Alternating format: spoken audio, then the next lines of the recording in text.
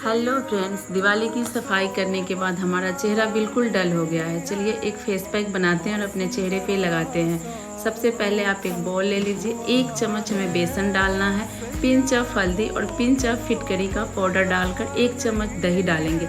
अच्छे से इसका पेस्ट बना लेंगे, थिक पेस्ट बनाइएगा। चेहरे को ठंडे पानी से धो करके गुलाब जल से पहले मसाज करेंगे 5 मिनट। उसके बाद हम इस फेस पैक को अपने चेहरे पे लगाएंगे।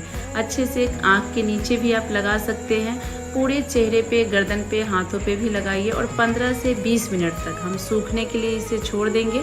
उसके बाद फिर से हाथ में गुलाब जल लेंगे और मसाज करेंगे। मसाज इसमें बहुत ज़रूरी है, तभी आपके चेहरे के सारे डेड स्किन निकलेंगे और चेहरे का पोर्सेस खुल जाएगा। तो उसके बाद आप 2-3 दिन तक इस फेस पैक को लगाते रहेंगे तो बहुत ही अच्छा गोरा निखार आएगा। देखिए धोने के बाद चेहरा कितना क्लीन हो गया है। वीडियो को लाइक, चैनल को सब्सक्राइब